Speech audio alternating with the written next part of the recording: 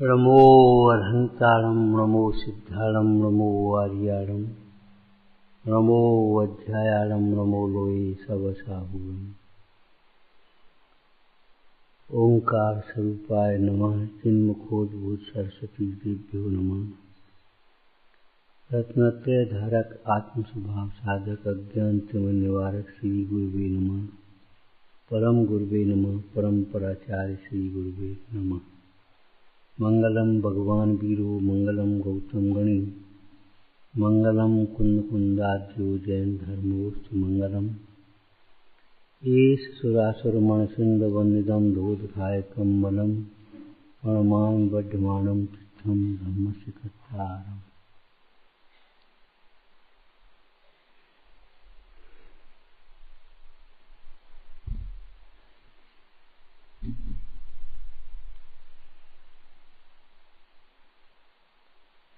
रत्नों की वर्षा हो रही है।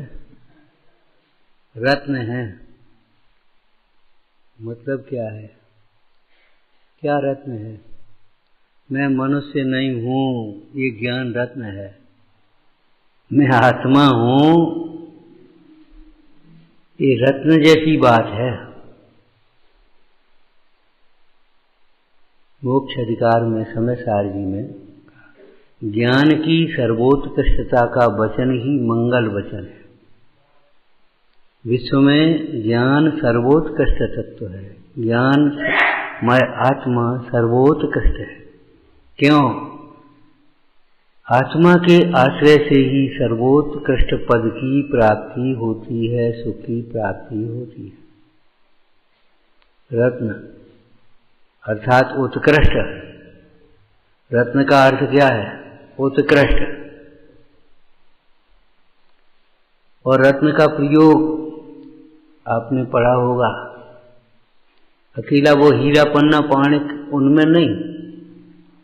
रत्न का प्रयोग कहाँ होता है?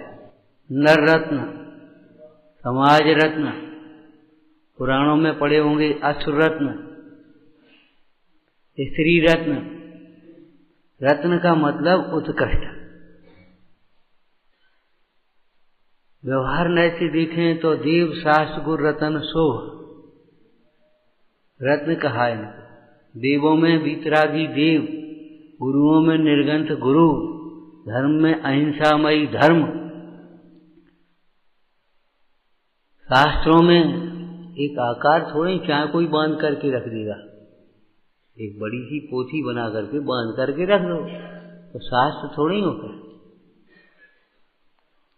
त्यागवादमयी अनेकांत स्वरूप को दर्शाने वाली वीतरागता का पोषक इस उत्कृष्ट था।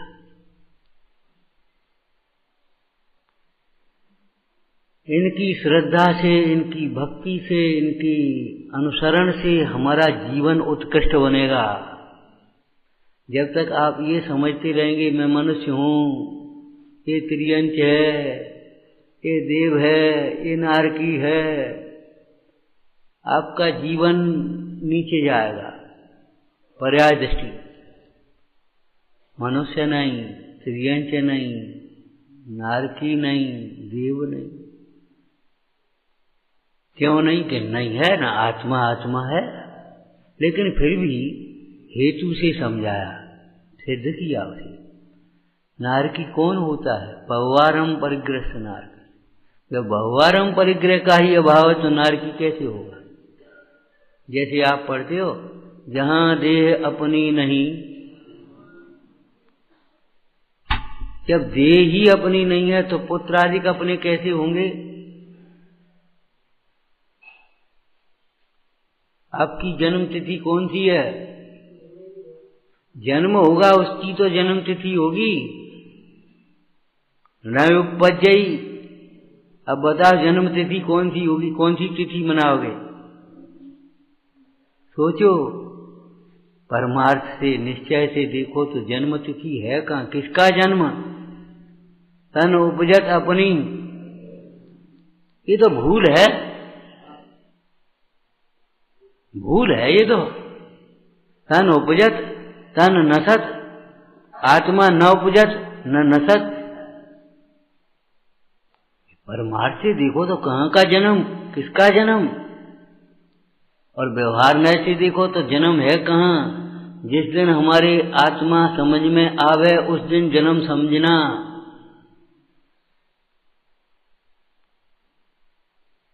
आत्मा समझ में आवे उस दिन समझो कि आज जन्म हुआ है। चरणान योग पद्धति में संयमियों को द्विज कहा। दूसरा जन्म, एक जन्म तो वो माता के गर्भ से पिता के संबंध से वो शरीर का हुआ था, और ये गुरुओं के द्वारा, गुरुओं के उपदेश से जहां आत्मा पहचाना मैं आत्मा हूं, दूसरा जन्म हो गया। और पहले जन्म की बातें दूसरे जन्म में रह पाती हैं। मान लो कि ये पत्नी है पिछले जन्म की, तो क्या करोगे? करोगे क्या जी बता? पत्नी जैसा व्यवहार कर पाओगे? ये पिता है पूर्व जन्म का, तो पिता क्या करोगे? पूर्व जन्म के संबंध पूर्व जन्म के साथ गए, तो मतलब शरीर के साथ के जितने संबंध हैं वे सब के सब विसर्जित हो गए।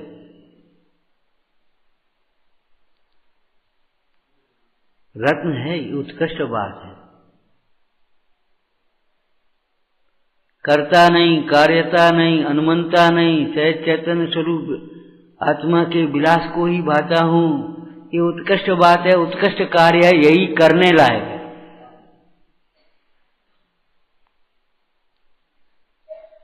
क्या चर्चा चल रही है अपनी प्रवचन सार जी में। आचार्य कुंद कुंदेव कहते हैं, गाथा पढ़ें कि आगे चलें। बोलो भाई।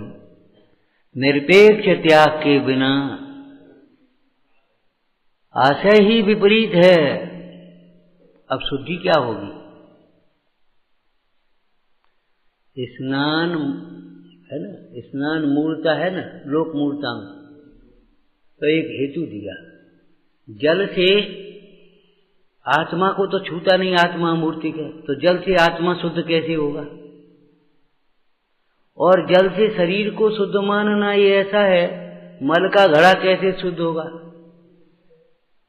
ऊपर अमल मल भरो भीतर, तो फिर शरीर शुद्ध कैसे होगा? ये बताओ, वो मलमय है ना।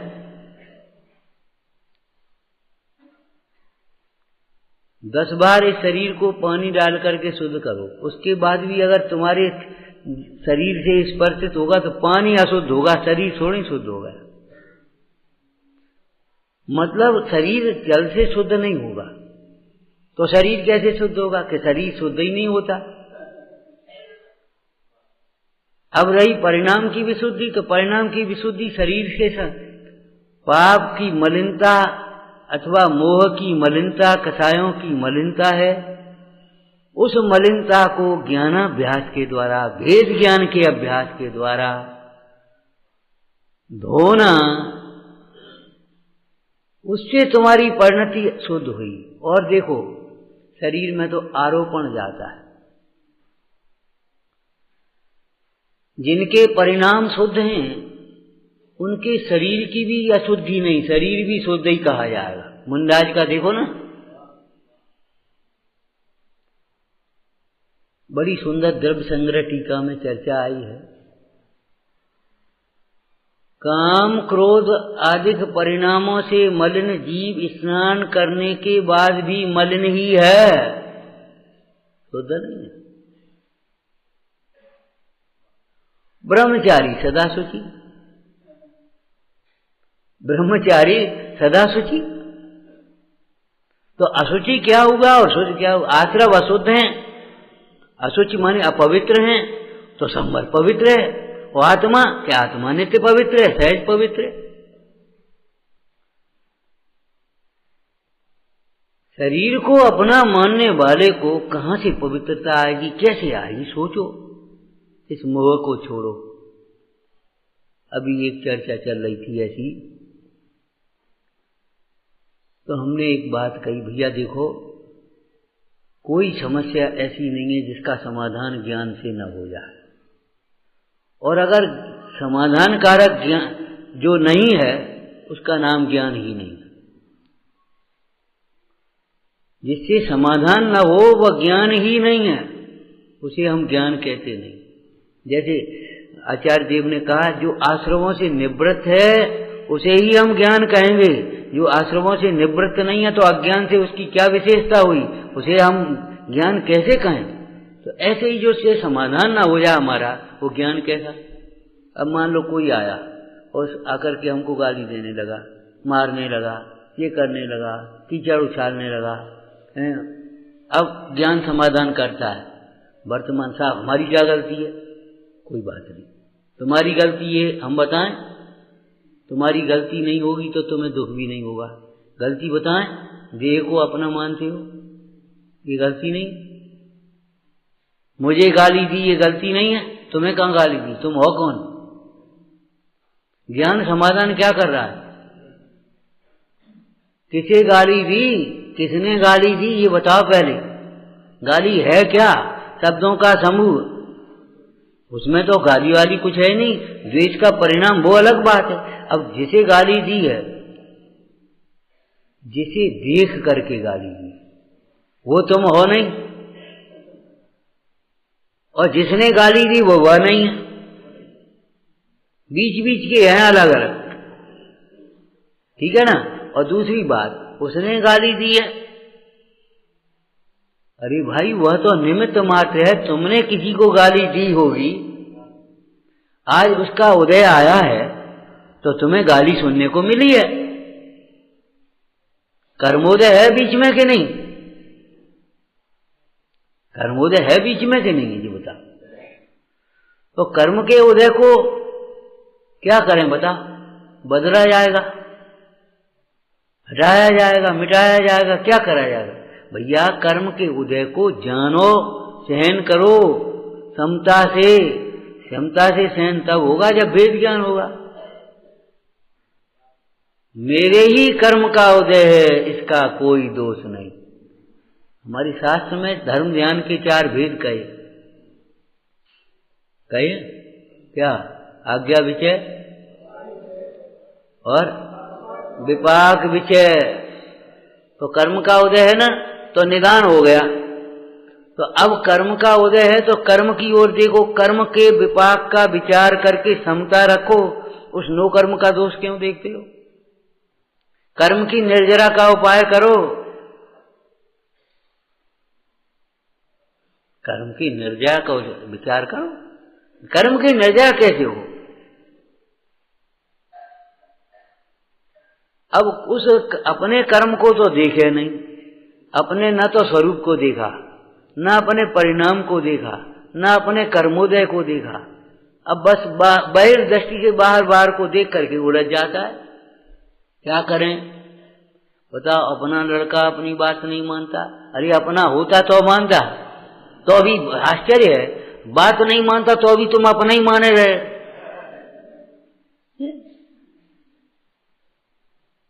अपना लड़का अपनी बात नहीं मान, अरे तो अपना होता तब तो अपनी मानता भैया, वो अपना है कहाँ, तुमने मान ही तो लिया है। अपना लड़का अपनी बात नहीं मानता तो हम आपसे कहते हैं, जो आपकी बात मानता उसे ही अपना मान ले। विद्यालयों में, छात्रावासों में बच्चे पढ़ रहे ना, उन्हें अपना मान ले, जो कुछ देना है, जो कुछ करना उनके लिए करो ना, तो मोह में वही करेगा सब। अरे मान, लड़का बात नहीं मानता ये दुख का कारण नहीं है, हम बात नहीं मानते भगवान की, ये दुख का कारण है। लड़का अपनी नहीं मानता ना, और हम भगवान की नहीं मान रहे। भगवान कहते किसका लड़का, ये बताओ, और कौन किसके परिणमाने से, कौन किसका करता है, किसका परिणमा, स्वच्छंद होने की बात नहीं है।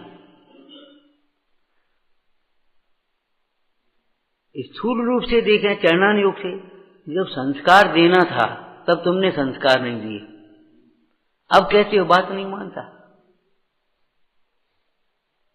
पेड़ की जब टहनी ऐसी हुई तब तो तुमने ध्यान नहीं दिया, अब कह इतनी मोटी हो गई, अब कह रहे हो टूटेगी और कुछ नहीं होगा।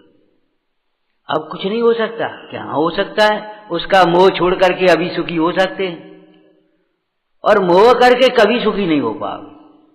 मनवाने का आग्रह छोड़ दो, उसके परिणमन का विचार करके समता रखो, उसका परिणमन हमारे दुख का कारण नहीं, हमारा विपरीत परिणमन हमारे दुख का कारण है।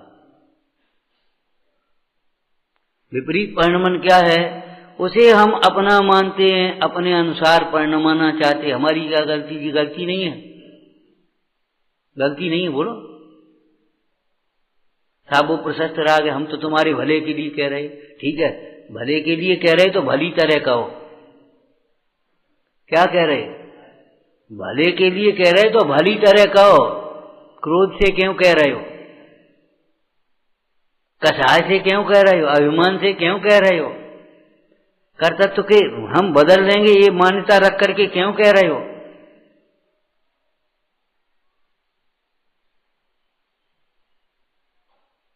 यदि कुछ विकल्प आए तो अभी संबोधन बिल्कुल थोड़ा कह करके छोड़ दो। बेटे देख लो, समझ लो, ये तुम्हारा संग, बाद बाकी उसको सोचने दो। ज्यादा कोशिश करने से ज्यादा काम नहीं हो जाएगा। कल क्या कहा था? कल कहा था, परसों कहा था, बोलो। विकल्पों से कार्य जल्दी करने की प्रयास करना ये ऐसा है चलती गाड़ी में दौड़ने लगे कि कुछ गाड़ी चलेगी, कुछ हम चलेंगे। ये बिल्कुल विपरीत बात है। कार्य अपने हिसाब से होगा। द्रव्य परिणमत अपनी गो से तू क्यों रहत, उपायन में तो को सुख नहीं होगा, लोभीड़ा क्यों भूला रे पर भावन में। अपनी परिणमित, अपनी अनुसार परिणमित हो रहे। दूसरी बात, जैसे हम करता नहीं है ऐसे आप भी करता नहीं। शांत नहीं बैठ सकते। उस छोटे से बच्चे से कहो शांत नहीं बैठ सकते। अच्छा, बच्चे में और तुम में अंतर क्या? तुम शांत नहीं रह सकते। बच्चे का स्वरूप ही है वो शांत ना बैठे। जब तक ना समझी है तब तक शांत नहीं हो सकता। जब समझदार होगा तब शांत हो पाएगा। चुप नहीं रह सकते। कसाय जब तक तीव्र है तब तक चुप नहीं रह सकते। जब कसाय शांत होगी तब आप चुप रह पाओगे। नहीं रह सकते, नहीं है। क्यों? इतना भी काम नहीं कर सकते तुम। नहीं कर सकते। ना होते हुए कार्य को कोई नहीं कर सकता। तुम ही करके बताओ। ज्ञान समाधान करता है। पंडित टोटोमल जी कहते हैं, जैसे किसी कोड़ी को अमृत पान कराएं और वह न करे, क्या होगा बताओ? अपना क्या स्वार्थ है?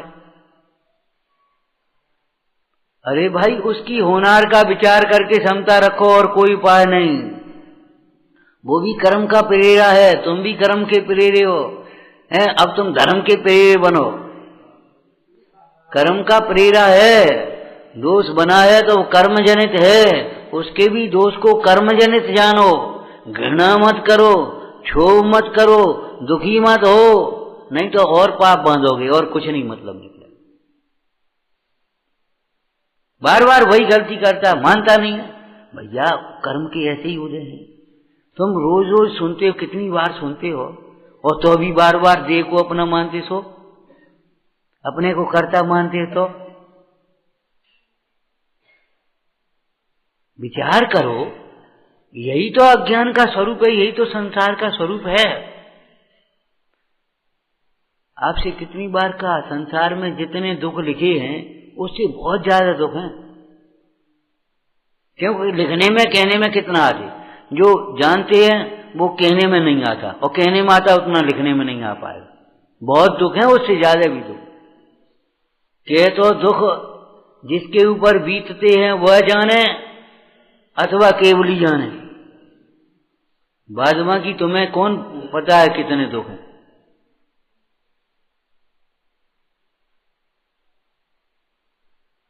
संसार में बहुत दुख है, क्या करें, बहुत दुख है, बहुत दुख। अरे आत्मा में सुख है, क्यों परेशान हो?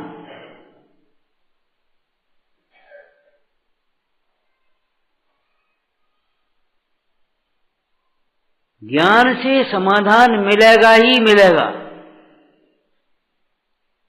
ज्ञान बिना कोई समाधान करने वाला है ही नहीं। समाधान का मतलब क्या है? अपने परिणाम में समता आ जाना। भैया जितने कार्य करो सावधानी से करना। सावधानी का मतलब ये सोचता है पानी कम खर्च करो, हवा कम खर्च करो, उठाओ धरो, फैले नहीं, बिगड़े नहीं। अरे वो तो सावधानी बाहर की है। सावधानी से करो माने उसमें कर्तव्य ना आ जाए, हम कर रहे हैं।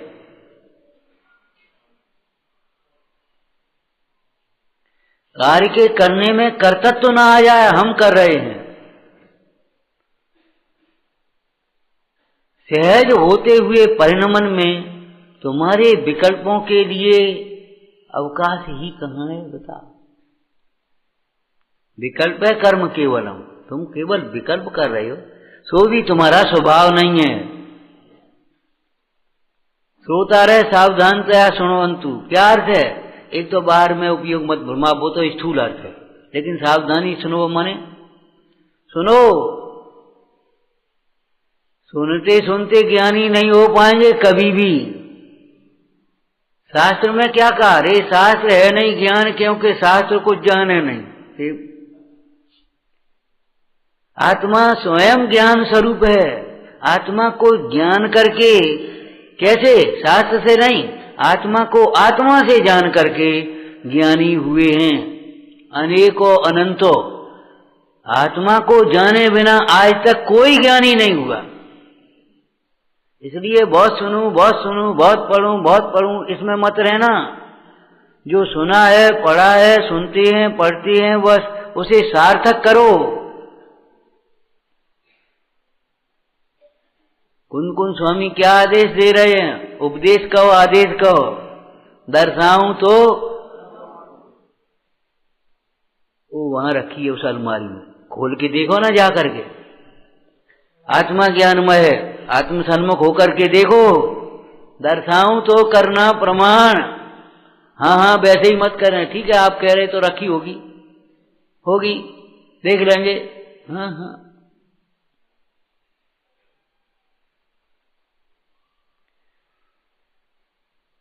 जिसका अभिप्राय खोटा है, श्रद्धा विपरीत है, उसके परिणाम थोड़े से मंद कसाय रूप भी हो तो कोई सुधर नहीं गए। कोई दृष्टांत आपको आता होगा?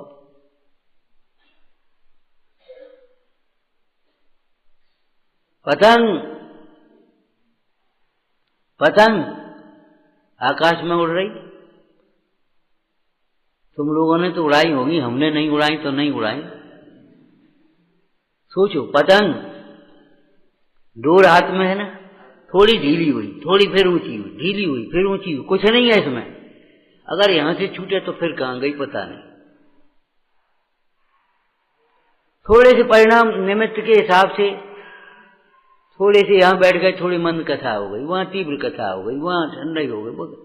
ये तो पानी वर्षा सो तो मिट्टी गीली है और धूप पड़ी तो फिर कड़ी हो गई, इसमें दम नहीं है।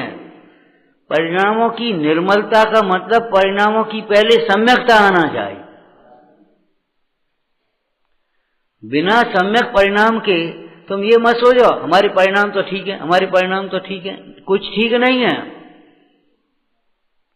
क्रोध के प्रसंग में क्रोध न हो तब क्षमा कहेंगे, हैं? व्यवहारिक क्षमा, स्थूल क्षमा भी क्रोध के प्रसंग में क्रोध न हो, मान के प्रसंग में मान न हो, माया के प्रसंग में माया न हो, लोभ के प्रसंग में लोभ न हो। तब तो ये चरणान योग की पद्धति का व्यवहार और क्षमा मार्गवार जब होंगे, उत्तम नहीं। उत्तम तो जब स्वभाव के आश्रय थे। उत्तमार्थ आत्मा है। नियम सार जी उत्तमार्थ क्या कहा? उत्तमार्थ आत्मा है। अर्थ तो समस्त 6 द्रव्य हैं, गुण हैं, पर्याय हैं, वे सब अर्थ हैं, लेकिन उत्तमार्थ आत्मा है। आत्मा के आश्रय से होगा तब वो उत्तम क्षमा हो। कैसे? अपने को आत्मा देखो, वह भी आत्मा दिखे, अब आपको क्रोध उत्पन्न नहीं होगा। लेकिन अपने को भी शरीर देख रहे और दूसरे को भी शरीर देख रहे और वो अनुकूल प्रतिकूल कर्मोदय जनित अवस्थाओं को देख रहे, अब क्रोध तो होगा ही, दुख तो होगा ही। क्या करें, बहुत दुख होता है, क्या करें, देखा नहीं जाता। तुम्हें देखना ही नहीं आता आत्मा के आश्रय से। देखो केवली भगवान कैसे देख रहे, देखो अपने को देखने के बाद देखो, लेकिन अपने को मिलाकर के उसमें देखते हो। मोह छोड़ो, अनादिकाल का मोह छोड़ो। कौन का परिवार, कौन का बेटा, कौन की बेटी, कौन का व्यापार, कौन, अरे सोचो तुम हो कौन, पहले स्थापना कर लो।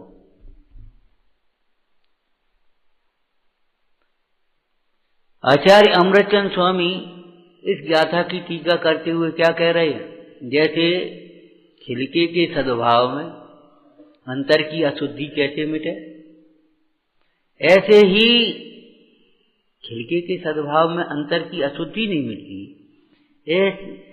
इसी प्रकार बाह्य त्याग के बिना भी अंतरंग का त्याग नहीं होता। अंतरंग का त्याग होता है तो बहिरंग का त्याग सहज है, लेकिन बाह्य त्याग न हो। मुख्य रूप से यहाँ परिग्रह की चर्चा है। बाह्य परिग्रह को ग्रहण करे और अंतरंग में कहे ममत्व तो नहीं है, झूठी बात।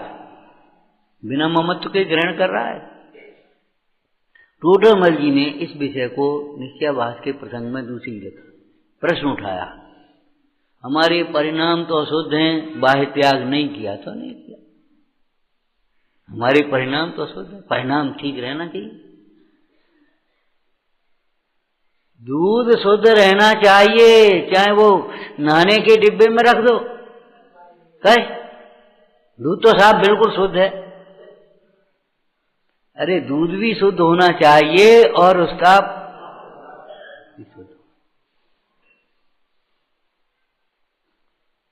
सोचो हमारे परिणाम शुद्ध हैं। तुम्हारी शुद्ध की परिभाषा क्या है, कैसे मान लिया तुमने शुद्ध है, बताओ।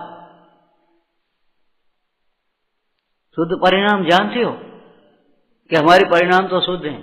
थोड़ी सी जरा घर गृहस्थी में कचाय वसाय मंद होती है, अपने जो मिल गया खा पी लिया, व्यापार में जो चलो चलता है, कोई बात नहीं, उसका नाम शुद्ध मान लिया तुमने। हमारे परिणाम तो शुद्ध, जानते हो शुद्ध किसका नाम, मैं आत्मा हूं, ये परिणाम शुद्ध है। जो शुद्ध जाने आत्म को वह शुद्ध आत्मा ही प्राप्त हो। मैं आत्मा हूं, ऐसी श्रद्धा का नाम शुद्ध परिणाम है। ऐसे ज्ञान अनुभवन का नाम शुद्ध ज्ञान है, शुद्ध परिणाम है। और ऐसी ही अंतरंग में एकाग्रता का नाम, लीनता का नाम, भावना का नाम, स्थिरता का नाम शुद्ध चारित्र है। आत्मा को जाने बिना परिणाम शुद्ध हो गए। हमारे परिणाम तो शुद्ध हैं, तो तुम हो कौन ये बताओ। पहले 2-3 दिन चलाया था ये, भैया मैं तो त्यागी हूं। भैया तुम त्यागी हो, तुम्हारे परिणाम नहीं शुद्ध हो पाएंगे। तुम आत्मा हो तब तुम्हारे परिणाम शुद्ध हो पाए। हमने हजारों शास्त्र पढ़े, कुछ नहीं पढ़ा। शास्त्र पाठी भी मूल है जो निज तत्व अजान। वो लौकिक दृष्टांत में आया ना, पढ़ा करके आ गए, स्त्री कहती क्यों ये भी पढ़े हो, पाप का बाप कौन से आए। ऐसे ही तुमने हजारों शास्त्र पढ़े हैं, लेकिन तुम ये भी जान रहे हो कि मैं कौन हूं। जानो ये इंद्रिय ज्ञान ज्ञान नहीं है, ये हमारा स्वरूप नहीं है। शास्त्र पढ़ने का निषेध नहीं कर रहे इस भूमिका में, लेकिन शास्त्र पढ़ने को सार्थक करो। शास्त्र में क्या पढ़ा ये तो बताओ। प्रयोजन भूत को पढ़ो, भैया मैं कौन हूं ये पढ़ो शास्त्र। जब निज वैभव प्रकट करने की बात आएगी तो पहले अगम के अभ्यास से और निर्मल विज्ञान घन स्वभाव में निमग्न गुरुजन, उनके द्वारा अनुग्रह पूर्वक दिया गया शुद्धात्मा का उपदेश, उसके श्रवण से जिनवाणी को नित्य बोधनी कहा है, और गुरुओं का उपदेश तो तत्काल बोधक है, तुरंत। तुरंत। अगर नहीं होता है आपको तो आपका दोष है, उनका दोष नहीं है, ध्यान रखना। तत्काल बोधक लिखा है।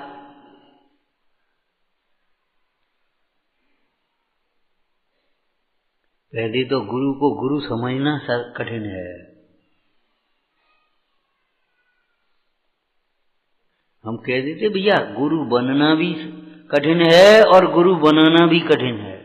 बनाना माने समझना, फिर अपनी बुद्धि आगे नहीं चला पाओगे, अपनी बुद्धि नहीं चलेगी फिर। तो हल्के होना है तभी तो हम आपसे कहते, देखो ये तो धर्मशास्त्रों की मुख्य मार्ग की बातें हैं। लौकिक में भी चाणक्य और चंद्रगुप्त जा रहे थे तो चाणक्य ने कहा बेटा छिप जाओ, वो पीछे सैनिक आ रहे, वहां तालाब में छिप जाओ कमल के नीचे। अब वे अपने कपड़े धोने लगे धोबी से लेकर के। उधर से वो आया सैनिक, क्यों वो दो आदमी जा रहे थे चंद्रगुप्त चाणक्य को, तुमने देखे कि हाँ एक तो वो छिपा है,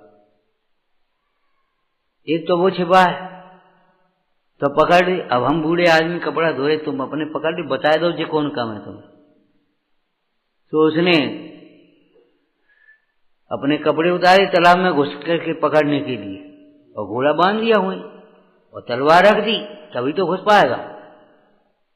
चाणक्य दाव में था, झट से उसका गर्दन अलग करी और उसे आवाज दिया बेटा भग आओ जल्दी, और घोड़े पे बैठ करके उसी की तरफ बांध दी, चल दिए।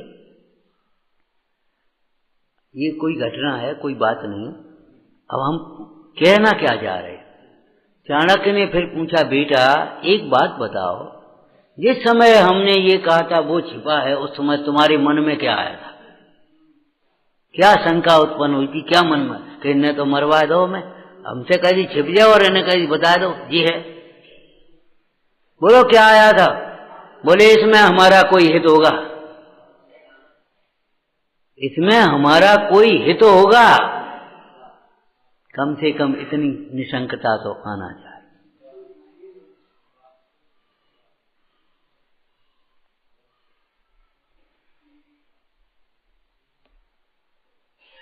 गुरु को पहचानोगे तब वे गुरु कहेंगे सुनो इधर आओ मेरे पास, दौड़े दौड़े मत आना, आत्मा का गुरु आत्मा ही है, ये ध्यान रखना। सोचो आत्मा का गुरु आत्मा ही है, स्वयं ही कल्याण की वांछा करता है, स्वयं ही कल्याण को जानता है, स्वयं ही कल्याण का उपाय करता है। तो आत्मा का गुरु कौन हो गया, आत्मा ही। मैं आत्मा हूं, गुरु महाराज ने तो कहा है, प्रमाण कौन करेगा। अगर प्रमाण नहीं किया तो फिर क्या मतलब निकलेगा। तो गुरु कौन हुआ, गुरु कौन हुआ बताओ। और स्वयं का शत्रु भी स्वयं ही है, क्यों, अपने ही मिथ्या परिणामों से अपना दुख, अपने ही मिथ्या परिणामों से स्वयं ही मोह करके दुखी हो रहा है। कौन दुखी कर रहा है बताओ तुम।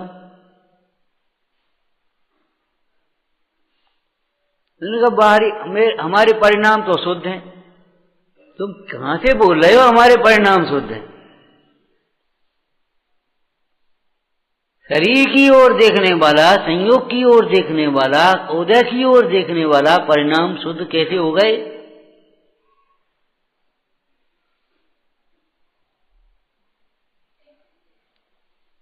अन्यगत परिणाम शुद्ध नहीं होते, अनन्यगत परिणाम, प्रवचन सार जी में आया अनन्यगत परिणाम, समय कर्म क्षय हेतु।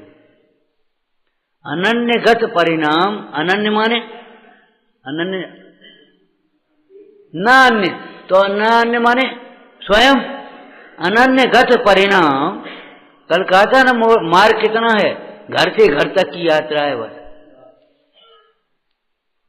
अनन्यगत परिणाम यह समय पर कर्म के क्षय का हेतु होता है।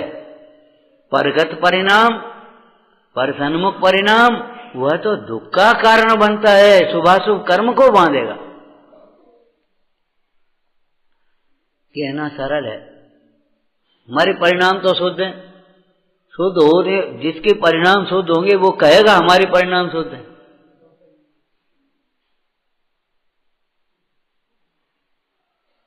आपने एक दृष्टांत पढ़ा होगा, सुना होगा। एक बार एक गुरु शिष्य दोनों जा रहे थे, शाम का समय था, राजा का बाग था, सर्दी का समय। एक कमरे में बैठ गए गुरुजी महाराज, दूसरे कमरे में जा शिष्य पहुंचा। गुरुजी ने कहा, सुनो बेटे, ध्यान तो कर रहे हो, बैठ रहे हो, जा रहे हो, लेकिन ध्यान रखना कुछ बनना नहीं, कोई बनना नहीं, बनोगे तो पिटोगे, बनोगे तो पिटोगे, ये ध्यान रखना। जाओ, जाकर के बैठ गया। अब थोड़ी देर बाद राजा का आगमन का समय हुआ, तो उससे पहले वो सर्च करेंगे, देखा भाली करेंगे सब। तो वो उसके सैनिक दौड़े, कमरे दिखा, भाई कौन है? मैं साधु हूं। वो शिष्य बोला, मैं साधु हूं। कहां का साधु आदमी? चल, निकलता है कि नहीं? निकलो यहां से। यहां कैसे बैठ गया? बेचारे को 2 डंडे लगाए, बाहर आ गया, पेड़ के नीचे जाकर के बैठ गया। अब दूसरे कमरे में पहुंचा, भाई कौन है? बोलता है नहीं, कौन है भाई? लाइट लग जाए, देखो महाराज आपके कमरे में तो कोई साधु महाराज ध्यान कर रहे हैं। अरे भैया बोलो मत, ध्यान, अपना कमरा पवित्र हो गया, धन्य। अब सवेरे दोनों मिले गुरु से, बोले महाराज कैसे रहे? कुछ नहीं महाराज, उसने निकाल दिया हमको, हम तो ठंड में परेशान होते रहे। बोले तू बना होगा कि हम काय को बने? हम कुछ नहीं बने। उसने पूछा कौन है? हमने कह दिया साधु। भैया ये बताओ, साधु को कहने की जरूरत क्या पड़ गई? हम साधु हैं, देख लो ना, साधु है को है हम। साधु वो होता है जो अपने को आत्मा अनुभव होता है। साधु का अर्थ सज्जन भी होता है, लौकिक दृष्टांतों में साधु का अर्थ सज्जन होता है। साधुवाद नाटकों में आता है, तो वो साधु निर्गुण साधुओं की चर्चा नहीं है। साधु माने सज्जन। विचारना, हमारे परिणाम शुद्ध हैं, तो शुद्ध हैं तो तुम कहते कैसे हो हमारे परिणाम तो बहुत शुद्ध हैं, हमारे परिणाम तो बहुत शुद्ध हैं? काय को कह रहे हो? ये भी अहंकार से, अशुद्धता से कह रहे हो। अब बाह्य त्याग नहीं किया तो नहीं किया, नहीं किया तो नहीं किया, ये क्या मतलब? टूटमल जी कहते जी बताओ, परिणामों का और बाह्य क्रियाओं का परस्पर निमित्त निमित्त संबंध है या नहीं? अताम्रम यच्चक्षु कमल युगलम स्पंद रहितम जनान कोपापायम प्रकटयत वायाभ्यंतर। आपकी टिमकार रहित, लालिमा रहित जो मुद्रा है, नेत्र हैं, वह आपके अंतरंग क्रोधाधिक भावों के क्षय को बता रहे। साहित्य में भी पढ़ा होगा, मुद्रा भावों का दर्पण है, वाणी भावों की सूचक है, वाचक सूचक है। अब ये बताओ, अंतरंग के परिणाम के बिना शुद्ध है? अंतरंग के परिणाम अगर शुद्ध हैं तो मुद्रा जो शुद्ध होता है उसकी दृष्टि अपनी ओर होती है। देख लो शुद्ध की, देखो ये दशा शुद्ध की, जिनके परिणाम शुद्ध हैं उनको देखो, ऐसी दशा है तुम्हारी। शुद्ध हो तो हमारी ओर क्यों देख रहे हो? एक बार सही बात ऐसी चर्चा हुई, 2 आदमी आ गए, बैठ गए, बोले चर्चा करनी है। बोलो चर्चा, वैसे हमारी आदत कम है, बोलो क्या कह रहे? बोले साहब आत्मा को अनुभव कैसे हो? ठीक, कोई बात नहीं, आत्मा अनुभव स्वरूप है। बोले ये तो विकल्प है, हमने बंद किया, हमने उठे। बोले आप तो नाराज हो गए। हमने नाराज क्या हो गए? जाके जब ये भी विकल्प है तो फिर आगे अब क्या कहें?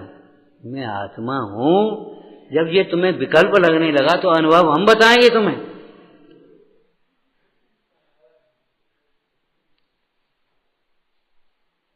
सोचो समझो, हमारे परिणाम शुद्ध, तुम्हारे कहने से शुद्ध हो गए, प्रमाण देना पड़ेगा कि नहीं देना पड़ेगा? लक्षण घटाओ शुद्ध का क्या है? प्रवचन सार जी में शुद्धोपयोग के लक्षण दिए ना, ऐसे आत्मविशुद्ध शुद्ध हो। अगर तुम्हारे परिणाम शुद्ध हैं तो शुद्ध किसे कहते हैं ये बताओ? पर द्रव्यों से भिन्न शुद्ध, एक पर भावों से भिन्न शुद्ध, यही तो है ना। तो अगर तुम्हारे परिणाम शुद्ध हैं तो तुम इधर क्यों देख रहे हो? जिसके परिणाम शुद्ध होते हैं उसकी नासाग्र दृष्टि है। देखो आप अगर इस तरह की आसन लगा करके, इस प्रकार की दृष्टि लगा करके बैठ जाए तो शुद्ध हो नहीं भी हो, लेकिन जिसके परिणाम शुद्ध हैं उसको तो यही दशा होगी कि नहीं होगी? जितने भगवान मोक्ष गए वो इसी मुद्रा से गए कि दूसरी मुद्रा से गए? जैन शासन की विशेषता है, चाहे भूतकाल के देव हों, चाहे वर्तमान के देव हों, चाहे भविष्य के देव हों, चाहे भरत क्षेत्र के हों, चाहे धातकी खंड के हों, चाहे विदेश क्षेत्र के हों, सबकी यही मुद्रा है, एक ही।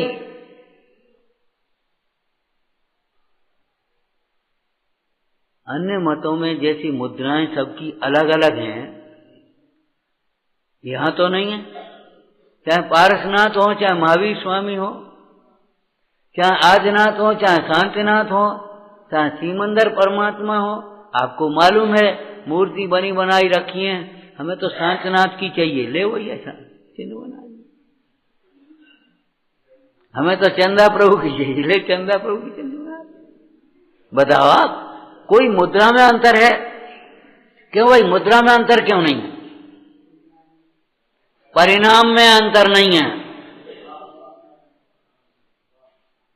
अभिप्राय में अंतर नहीं है, स्वरूप में अंतर तो है ही नहीं। स्वरूप में अंतर तो आपके भी नहीं है। और यही प्लस पॉइंट है उस स्वरूप में। जिस स्वरूप में अंतर नहीं है उस स्वरूप की आराधना करके ये अंतर को मिटाया जाना संभव है।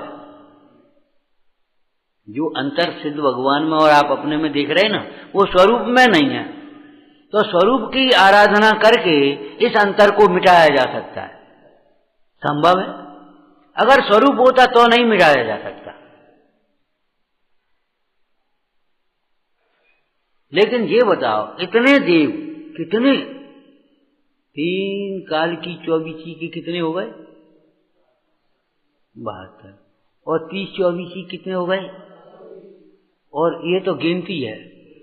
आप बता सकते हो पहले तीर्थंकर का नाम? है ताकत आपकी? पहले तीर्थंकर का नाम बता।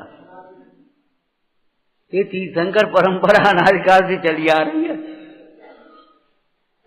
ऋषभ देव तो वर्तमान के भरत क्षेत्र के पहले तीर्थंकर हैं।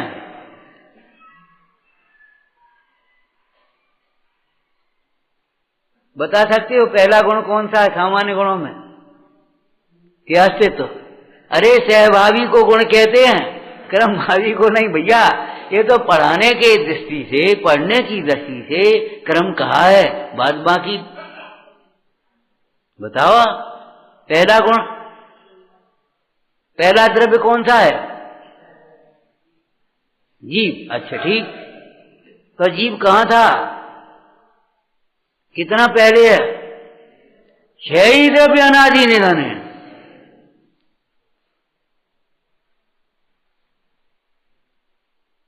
जीव था तो आकाश सिद्ध हो गया कि नहीं? और जीव किसी अवस्था में होगा कि नहीं होगा? और जीव है तो जो गमन हो रहा है तो धर्म द्रव्य अधर्म द्रव्य परिणमन हो रहा है, काल द्रव्य वो परिणमन हो रहा है, शुद्ध अशुद्ध ये सब संसार मोक्ष ये सब है कि नहीं है? बेकार की बातें हैं। कर्तृत्व का अहंकार मिथ्या है।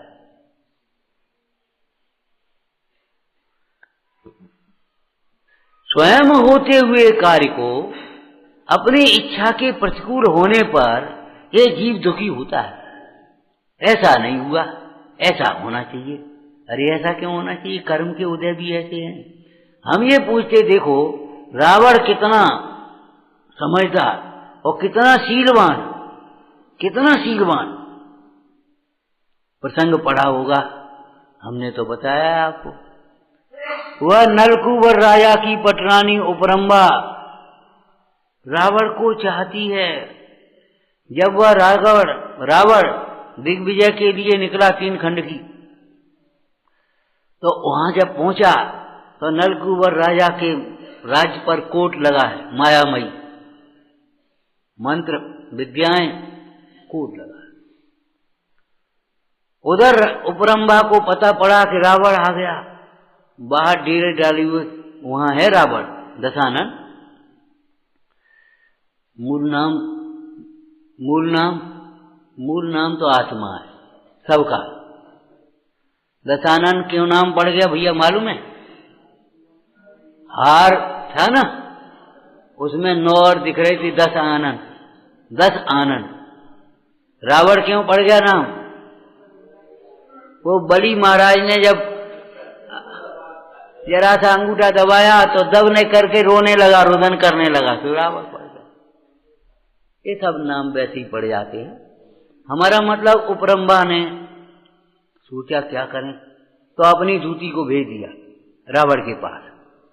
वह दूती रात्रि का समय था, रावण के उसमें शिविर में खेमे में आई, हमें दशानन से अकेले में मिलना है।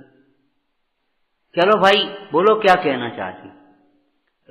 विभीषण साइड में, रावण उस खेमे में अकेला, बोलो क्या कहे। नलकूबर महाराज की रानी उपरंबा आपके बिना व्याकुल हो रही है, आपके बिना उसका जीवन है, आप दुर्लभ है, आप तो दयालु हैं, वो जैसी बातें होती होगी। और रावण ने कान में ऐसी उंगली लगाई, हा ऐसी पाप की वार्ता मोसे नहीं कहो। बताओ कितना शीलवान। हा ऐसी पाप की वार्ता मोसे नहीं कहो। और वह रावण फिर विभीषण ने इशारा किया कि देखो ये राजनीति का प्रसंग है, अभी युक्ति से पहले बुलाओ, गढ़ टूटने की युक्ति मिल जाए कुछ। तो उसने कहा ठीक है भाई, जब वो बहुत दुखी है, परेशान है, तो बुला लाओ। फिर वो जब आई तो भी उसने किसी युक्ति से कह देगा, यहाँ जंगल में क्या शोभा है, महलों में जाकर के कोई युक्ति उसने मंत्र दिया, गढ़ तोड़ा, नलकूबर को पकड़ा, विजय हो गई रावण की। अब उपरंबा से क्या कहता, देखो तुम भले घर की रानी, और हमें मंत्र देने से, विद्या देने से हमारी गुरुवाणी माता के समान, पुरुष में कोई विशेषता नहीं है। तुम्हारे लिए नलकूबर राजा को स्वतंत्र करते हैं, जाओ आनंद से रहो। मतलब शील को नहीं छोड़ा। और वह रावण सीता के प्रति ऐसे विमोहित हो गया। पूर्व का आप क्या समझते हो, ये नालायक ने ऐसा किया, ये ऐसा किया। अरे भैया, कर्म के उदय भी बड़े विचित्र होते हैं। जीव नाना कर्म नाना लब्धि नाना विधि कही। अपने सुख को कैसे मिटाओगे, अपने दुख को कैसे मिटाओगे, अपने विचार करो, क्षोभ को कैसे मिटाओगे, ज्ञान से समाधान करो। इस द्रव्य का यही परिणमन था। स्वच्छंद होने की बात नहीं, ध्यान रखना। भरतादि के उदाहरण से यदि तू स्वच्छंद होगा तो तेरा बुरा होगा। वर्तमान युग के दृष्टांत ये स्वच्छंद होने के लिए नहीं है।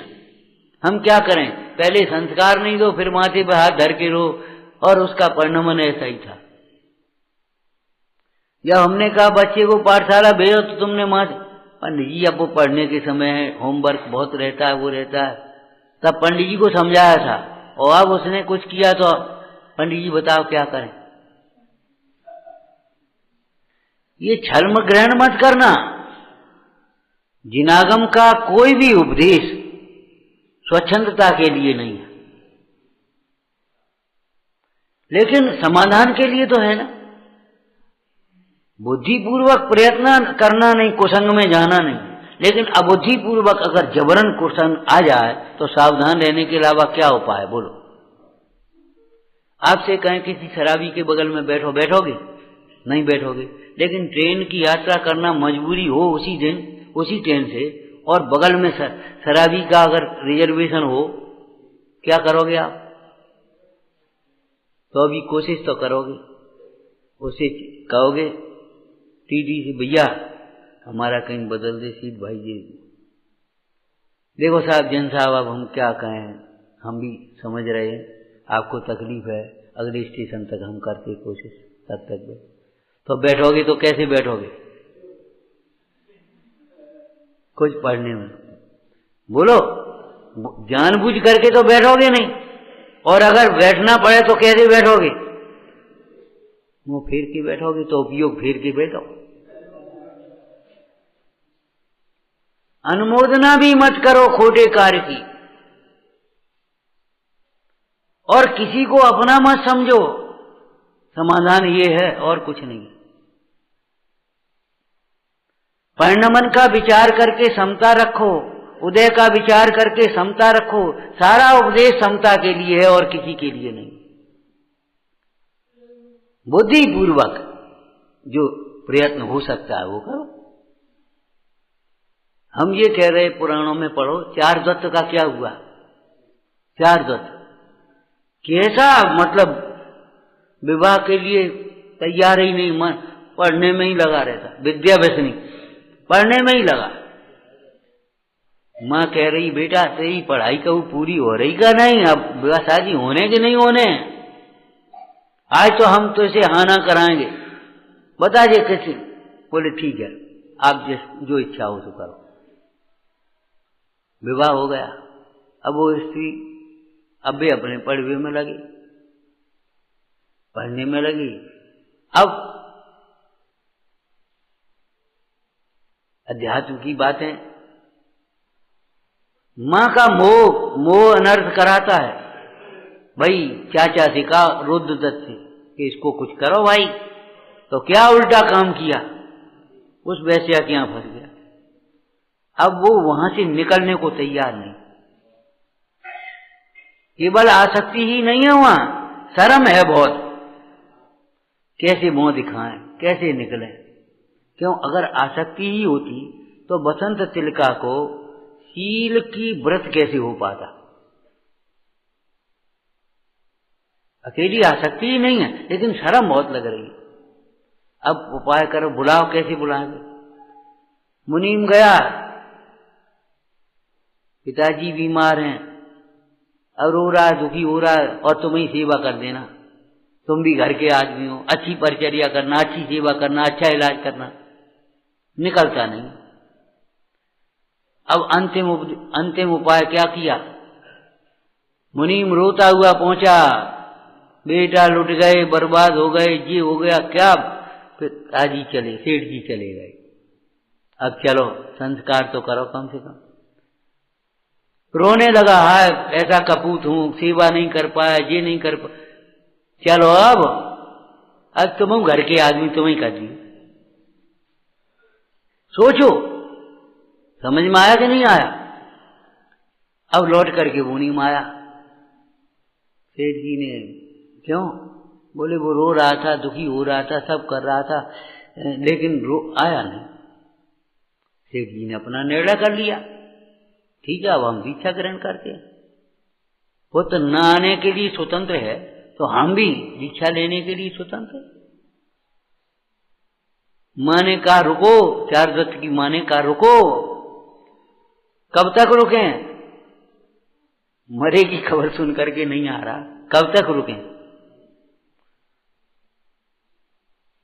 मृत्यु मेरी प्रतीक्षा कर रही है, मैं पुत्र की प्रतीक्षा करता रहा हूं, कब तक रुकूं? चले गए। हमारा मतलब ये है कि मोह त्याग करके सुखी हो। और चार दत्त किस प्रकार से वहां अटका रहा, इतनी लज्जा भी ठीक नहीं है, इतनी गिलानी भी ठीक नहीं है जो डुबो देव है। प्राग भाव का विचार करो और निकल करके आगे आओ। कितना ही बड़ा दोष हो गया, लेकिन वह दोष आत्मा में भीतर प्रवेश नहीं, उस समय भी निर्दोष है। आप उस दोष का अभाव करके स्वतंत्र हो निकलने के लिए। प्रायश्चित काय के लिए? दोष करके प्रायश्चित नहीं लेने की बात है, दोष हो जाए तो प्रायश्चित लेने की बात है।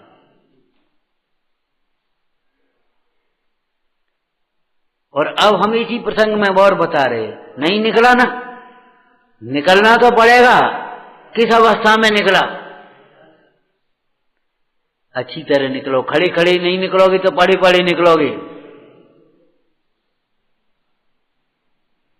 निकल आओ भैया, इस मोह के दंदल से निकलो भाई। हमारे परिणाम शुद्ध हैं, कहना सरल है, शुद्ध हैं। शुद्ध होते तो ऐसी बातें ही नहीं होती। जिसके परिणाम शुद्ध हैं उसके निमित्त रूप से बाह्य उतना त्याग रहता है। सम्यक्त होने पर अनंतानुबंधी चली गई, तो अनंतानुबंधी चली गई तो अनंतानुबंधी संबंधी मिथ्यात्व, अन्याय, अनिति रूप प्रवृत्ति भी मिटती है कि नहीं? अप्रत्याख्यान जब कथा चली गई तो विचार करो, 5 पाप स्थूल रूप से मिटते हैं कि नहीं मिटते?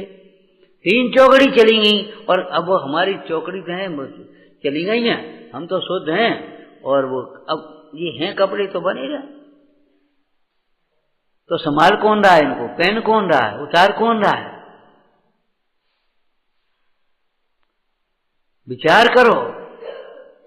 परिणाम तुम्हारे शुद्ध कहने से नहीं हो जाएंगे, शुद्ध परिणाम तो आत्मगत होते हैं, अनन्यगत होते हैं, स्वसन्मुख होते हैं। टोटरमल जी ने बहुत सुंदर चर्चा की आगे। क्या? प्रतिज्ञा किए बिना, प्रतिज्ञा का बंधन हुए बिना, अरे ब्रेक लगाने पर भी गाड़ी न रुके, वो अलग बात है। तुम बिना ब्रेक लगाए गाड़ी रोकना चाह रहे, 100 किलोमीटर 150 किलोमीटर पर गाड़ी दौड़ाए हो, ब्रेक लगाए बिना ही रोकना चाहो, कैसे रुकेगी? सोचो। गाड़ी ब्रेक सहित चाहिए और जीवन बिना ब्रेक का चाहिए, सोचो सोचो। प्रतिज्ञा का बंधन हुए बिना परिणाम नहीं रुकते। आगे बोलो। निरंतर आशा बनी रहती है। नंबर 3, प्रसंग पढ़ने पर तद्रूप परिणाम हो जाते हैं। प्रतिज्ञा करने में बाधक कौन होता है ये बताओ? हमारा यही तो, अब पता नहीं कब कैसा हो गया, और वो कहीं मिल गई कहीं हो गई तो क्या होगा, आशा बनी रहती है। प्रतिज्ञा किए बिना परिणाम रुकते नहीं हैं, तद्रूप बने रहते हैं, और प्रसंग पढ़ने पर वो आशा बनी रहती है, और प्रसंग पढ़ने पर तद्रूप परिणाम हो जाते हैं। इसलिए प्रतिज्ञा अवश्य करना। फिर आगे प्रश्न किया टोटरमल जी ने, बोलो क्या किया? देखो भाई, बाह्य त्याग भी करें और परिणामों को भी संभालें, लेकिन प्रतिज्ञा में बंधन होता है, प्रतिज्ञा नहीं करो, न जाने कैसा उदय आ जाए और नियम टूट जाए। तो प्रतिज्ञा, नियम मत लो, प्रतिज्ञा मत करो। तब टोटरमल जी ने कहा, तुम उदय को मानते हो तो ये बताओ, इतना कमाओ और नेक उदय में आए तो सब चला जाएगा कि नहीं चला जाएगा? फिर कमाई क्या कर रहे? और अगर उदय का विचार करें, सम्यक नहीं मिथ्या उदय का विचार करें, तो ये बताओ, अगर रोगी का इलाज भी करें तो आयु पूरी होगी तो मरेगा कि नहीं मरेगा? फिर इलाज कराए बहुत में पैसा जाएगा, बहुत में सब काम बेकार, काय को इलाज कर? क्यों भाई बताओ? और विद्यार्थी अगर पढ़ने बैठे, उन्हें क्या एडमिशन लो, साल भर पढ़ाई करो, और उदय आ गया, कोई परीक्षा के समय बीमार पड़ गए तो, परीक्षा नहीं दे पाई तो, फेल हो गए तो बैठे रहो, हम क्या करें? बैठे रहो भाई, हम क्या करें बताओ? हम तुम्हें पहले सब लिख करके दे दें और फिर तुम करो, ऐसा तो नहीं हो सकता ना। उदय का विचार करने से तो सारे कहीं कुछ दिखाई नहीं देता। जे उदय का कार्य संसार में जितना भी है, भीतर नहीं है उदय का कार्य। सुनो, जिस सम्यक दर्शन को आप चाहते हो, जिस सम्यक दर्शन धर्म का मूल है, वो औदैहिक भाव नहीं है। बोलो, सम्यक दर्शन औदैहिक भाव है तो उदय के भरोसे बैठने वालों को कभी सम्यक दर्शन नहीं हो पाएगा।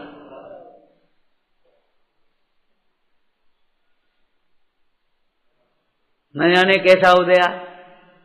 अरे आने दो, उदय उदय में रहेगा। समझदार क्यों पढ़ रहे हो? तू प्रज्ञा छीणी ज्ञान ने उदय नहीं संधि सबू छेदवा। कैसी बातें करते हो? सम्यक दर्शन औदैहिक भाव नहीं है, सम्यक ज्ञान औदैहिक भाव नहीं है, सम्यक चारित्र औदैहिक भाव नहीं है। जो सुख चाहते हो वो औदैहिक भाव नहीं है, कर्म के उदय में नहीं होता। अगर उदय के भरोसे रहोगे तो आपको विचार करो कैसी मुख्य मार्ग होगा। मुख्य मार्ग औदैहिक भाव क्या?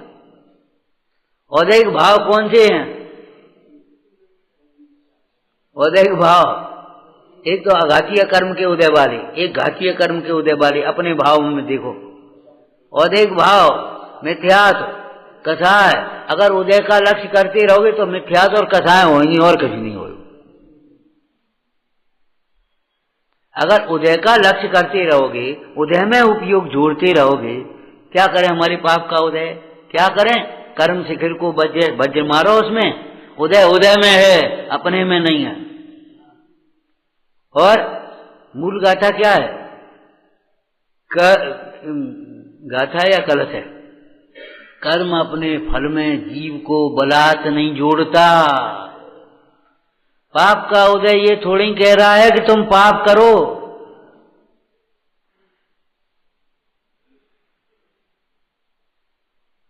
क्या करें हमारी पाप का उदय? तुम ही पूछ रहे हो क्या करें हमारी पाप का उदय? क्यों भाई, क्या करें? पानी की कमी हो गई शरीर में, क्या करें बताओ? पानी पियो और क्या करोगे? क्या करें? वो कैल्शियम की कमी है तो कैल्शियम जिसमें बनता है वो करो।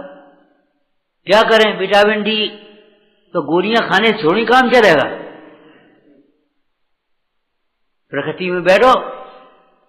एक विदेश की चर्चा है, एक बिल्कुल गाड़ी भी ऐसी, ऑफिस भी ऐसी, घर भी ऐसी।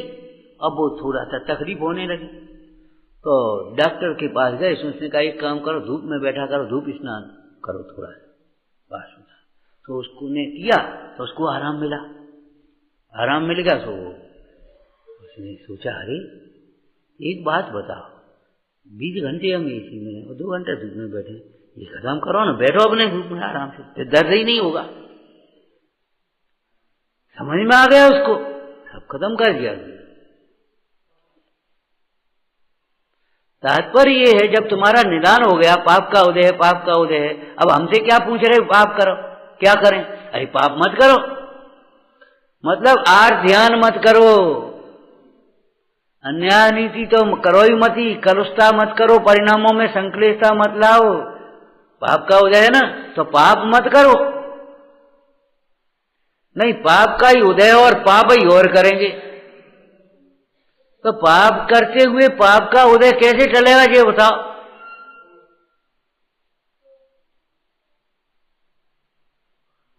हमारे परिणाम तो शुद्ध है, बाह्य त्याग नहीं किया तो नहीं किया, ऐसा नहीं। क्या सुंदर लिखा अमृतचंद स्वामी ने। लोक में कारमाण बरगाएं ठसाठस बनी हैं, भरी हैं कि नहीं? अगर कर्म के बंध का कारण कारमाण बरगना होती तो फिर सिद्ध भगवान को भी बंद होना चाहिए। लोक में भरी है ना। अगर योग से बंद होता तो अनंत भगवान को भी होना चाहिए। अब नीचे क्या रह गया सो सोच लो, सोचो। अगर चेतन अचेतन के घात से बंद होता तो विचार करो, जिसका चेतन अचेतन का घात, अचेतन का घात समझ गए, टूटना फूटना, और चेतन का घात माने मरण आदि। अगर इनसे बंद होता तो ऐसा कौन सा स्थान है, ऐसा घर कौन सा है जहां मरण नहीं होते? किसी को घातक तो नहीं कहते। विचार करो तो फिर कैसे बंद है? काऊ सो न बंधे जीव बंधे एक रागाधिक अशुद्ध उपयोग सो। ठीक है ना। अब न कर्मण बंध का मुख्य कारण है, न योग बंध का मुख्य कारण है, न चेतन चेतन का घात मुख्य कारण है। मुख्य कारण है तुम्हारे अशुद्ध परिणाम। प्रवचन सारजी में उसी को भावबंध कहा। भावबंध, द्रव्यबंध, उभयबंध आए ना। कर्म कर्म से बंधे ये द्रव्यबंध, और जीव रागाधिक भाव से बंधा ये भावबंध, और कर्म भाव का उस विकारी भाव का निमित्त पाकर के कर्म आकर के बंध गए हुए बंध। ये सिद्धांत सब जगह है। रस्सी की गांठ रस्सी में लगती है, गाय तो अपने आप घुसती है उसमें बीच में, अलग है उस समय भी, है कि नहीं बोलो? ताला लगाते हो, चाबी से क्या संबंध? ताले की झड़ ताले में है कि कहीं और है? बोलो आप। ताले लगाया तो ताले की झड़ ताले में ही तो लगी, कुंडे में। ताला कुंडा में घुस गया क्या? अरे वो बीच में आ गया कुंडा। बादमा की ताले की झड़ काय में, रस्सी की गांठ काय में। तो ऐसे ही विचार करो, काय से बंधे हैं आप? कि महाराज ये तो इस बंध तो दो में होता है, तो इसका मतलब रागाधिक भाव और जीव दो हो गए। यहां यही तो हम कह रहे हैं, यही तो हम कह रहे हैं। एक में बंध नहीं है। अहम एक को न एक देखने वाले को बंध होता नहीं। क्या कहा? एक में बंध है नहीं और एक देखने वाले को बंध होता नहीं। इसीलिए इतना ही मोक्ष मार्ग एक देखिए जानिए, रम रहिए एक ठौर, समल विमल न विचारिए, यही सिद्ध नहीं। और विचार करो, निमित्त निमित्तिक संबंध है कि नहीं है? उस निमित्त निमित्तिक संबंध की अपेक्षा से कथन किए गए। तो अमृतचंद स्वामी क्या कह रहे हैं? कर्मण वर्गना बंध का कारण नहीं, मुख्य कारण। कारण नहीं माने मुख्य कारण नहीं, योग मुख्य कारण नहीं, और चेतन चेतन का घात मुख्य कारण नहीं। मुख्य कारण जीव का अशुद्ध उपयोग है, उसमें मिथ्यात्व वृत्ति प्रमाद कथा सब आ गई, अशुद्ध उपयोग। ठीक है ना। आगे क्या लिखा बोलो?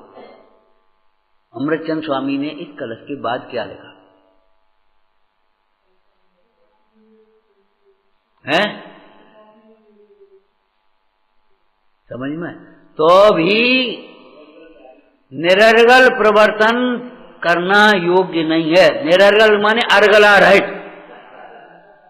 अर्गल अर्गल निरर्गल अर्गला रहित। अर्गला अब नहीं जानते होंगे ये बच्चे लोग। अर्गला पहले वो बेड़ा डाल देते थे ना, सांकर अर्गला, उसको अर्गला बोलते थे। तो निरर्गल प्रवर्तन करना योग्य नहीं है। पर द्रव्य से बिल्कुल भी बंध नहीं है, तो भी उपदेश क्या दिया? ज्ञानम सन बस, ज्ञाता होकर के रह, और नहीं तो स्वस्यापराधात बंधम ध्रुवम बन। अपने ही तेरे अपराध से, प्रज्ञापराध से तेरे बंध अपने आप होगा, दुख होगा। माने दुख का कारण, बंध का कारण तेरा अपराध है। वो अपराध क्या है? पर को माने आत्मा करे कर्म का वन, जाके घट समता नहीं, ममता मगन सजीव, रमता राम न जानही, सो अपराधी जीव, अपराधी मिथ्यामती, निर्दय हृदय अंध, पर को माने आत्मा करे कर्म का बंध। ज्ञाता होकर के रह। आप कहोगे हम तो ज्ञाता स्वरूप हैं, तो ज्ञाता रहो ना। अब तुम कर्तृत्व के विकल्प करोगे, बंध नहीं होगा। हम ज्ञाता स्वरूप, हम ज्ञाता स्वरूप में कहने से काम चलेगा?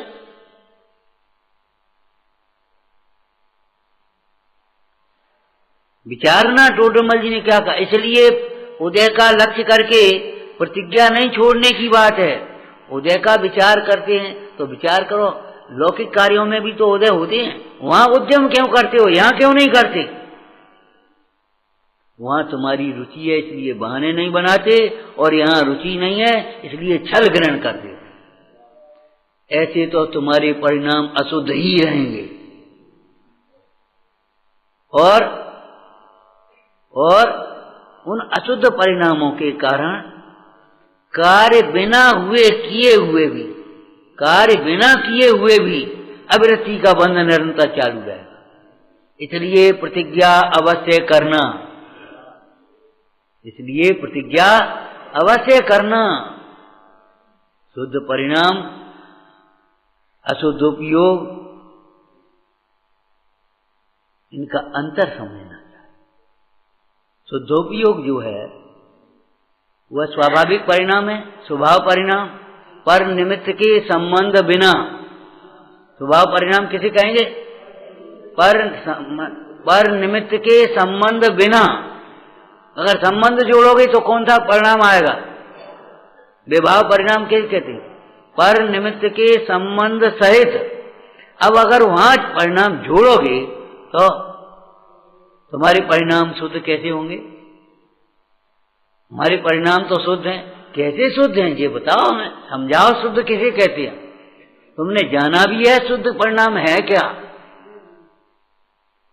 आचार्य ने शुद्धोपयोग का स्वरूप भी कहा, शुद्धोपयोग का सुख भी कहा, और शुद्धोपयोग किसको होता है सो भी कहा। सुविदित पदत्त सुत्थम। बताओ,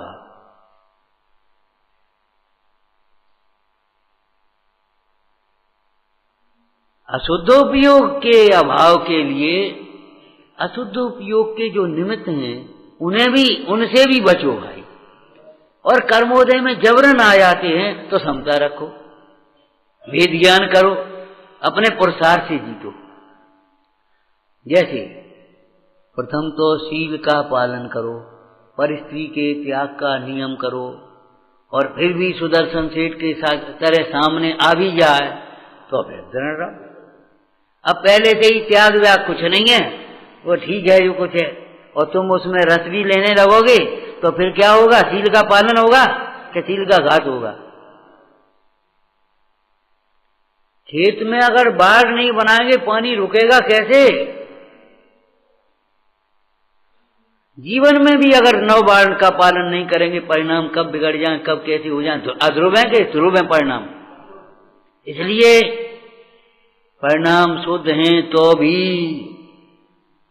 अरे परिणाम शुद्ध हैं तो वो बहाना बनाएगा ही नहीं, बहाना नहीं बनाएगा। उन शील की रक्षा के लिए 9 बाणों का पालन करना ही चाहिए। ऐसे ही आगे हर प्रसंग में लगा लेना चाहिए। अहिंसा के संबंध में क्या पुरुषार्थ सिद्धि पाएगा?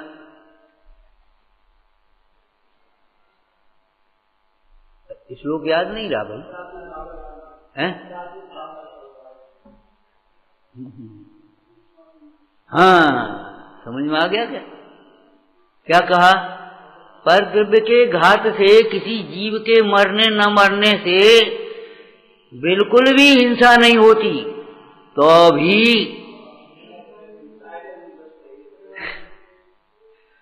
भी हिंसा के निषेध के लिए उन हिंसायतनों का त्याग करना ही चाहिए। क्यों भाई? धूल से मैले होते हैं कि तेल से मैले होते हैं? चिकनाई मैलेपन का कारण है ना, तो फिर चिकनाई नहीं लगाओ, धूला में खेलो। अरे चिकनाई नहीं लगाओ ये तो पहला उपाय है, लेकिन चिकनाई न लगाने के बाद भी धूला में मत खेलो, नहीं तो मलिनता आएगी कि नहीं आएगी? ये बात अलग है, चिकनाई में ज्यादा आएगी, चिकनाई बिना कम आएगी, लेकिन आएगी कि नहीं आएगी? अरे मिथ्यात्व के जाने पर मिथ्यात्व संबंधी आश्रम बंध का अभाव होगा, उतनी मलिनता गई। अभिरति के जाने पर अभिरति के आश्रम बंध रुकेंगे, है? प्रमाद के जाने पर प्रमाद संबंधी आश्रम बंध रुकेंगे, कसाय के जाने पर कसाय संबंधी रुकेंगे, योग के जाने पर सब रुकेंगे। अब तुम कहो कि मिथ्यात्व के जाने से ही सब रुक जाएं, तो वे सम्यक्दर्शी स्वर्ग में कैसे जाएंगे? इंद्रादिक पद कैसे होंगे? तीर्थंकर कौन होगा? सोचो समझो, फिर ये सब व्यवस्था कैसे बनेंगे? हमारा मतलब ये है परस्पर निमित्त नैमित्तिक संबंध को भी समझना चाहिए। निमित्त नैमित्तिक संबंध के छल से कर्ता कर्म संबंध भी मत मान बैठना, और कर्ता कर्म के निषेध के छल से निमित्त नैमित्तिक का भी निषेध मत करना। पर द्रव्य निमित्त है, दोषी नहीं है, दोषी नहीं है, दोषी आप स्वयं हो। पर का दोष देखना अनीति है। विचारना काय के लिए लिखा है? निरपेक्ष त्याग के बिना भाव विशुद्धि नहीं होती, बाह्य त्याग के बिना अंतरंग परिणाम निर्मल नहीं होते। ये काय के लिए लिखा? परिणामों की निर्मलता के लिए। बोलो चरणान योग का प्रयोजन टोटरमल जी ने यही लिया। श्री गुरु तो परिणाम सुधारने के लिए क्रिया सुधारने का उपदेश देते हैं। अगर क्रिया सुधारने के बाद, माने मंदिर में बैठने के बाद भी, सामायिक में बैठने के बाद भी अगर तुम संकल्प विकल्प उल्टे करो तो हम क्या करें? इसमें क्रिया का दोष नहीं है। परिणाम सुधारने के लिए तो कल का बात फिर दोहराओ, बहिरंग क्रिया के सुधरने पर अंतरंग परिणाम सुधरे न सुधरे, लेकिन अंतरंग परिणाम सुधरने पर क्रिया सुधरती है। इसलिए बहिरंग त्याग करने के बाद भी संतुष्ट मत हो जाओ, अटक मत जाओ, धर्मात्मा मत बांध बैठो, ऊपर को मुंह करके मत करो। वृक्ष पर भी फल आते तो नीचे नमते हैं। हम कछु हैं, तुम कुछ नहीं। ऊपर मुंह वाले अभिमानी हैं, नीचे मुंह वाले दीन हैं। देखो कौन?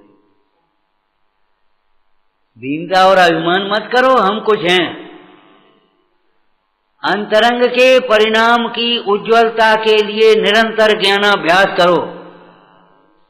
ज्ञानाभ्यास, तत्व विचार, यह अंतरंग कारण है, प्रबल कारण है। इसके बिना परिणामों की निर्मलता संभव नहीं है। मंदिर आने से काम नहीं चलेगा। हम मंदिर तो रोज जाते हैं, यहाँ आकर के सीखो और ज्ञानाभ्यास करो। पूजा हम करते हैं रोज, नहीं भाई, ज्ञानाभ्यास पहले करो, उसके बिना अधूरा काम है आपका। विचार करो, जिनके प्रति बहुमान है, जिनका गुणगान कर रहे हैं, उनके वचनों का अगर हम स्वाध्याय नहीं करेंगे, आदर नहीं करेंगे, विचार नहीं करेंगे तो क्या होगा? अरे सुनने के बाद भी कौन समझ पाता है? गुरुओं के कहे हुए अर्थ को अंतरंग में बारंबार विचारता है। बारंबार विचार करो।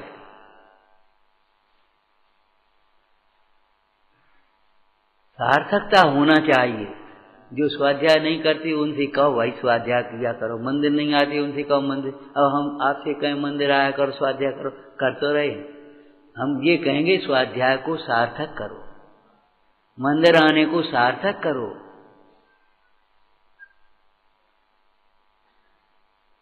विचारना। ओम भारती तो ही जपो दिन रे, जो तेरी शरणा गए सो पावे सुख के। या वाणी के ज्ञान से सूझे लोकालोक,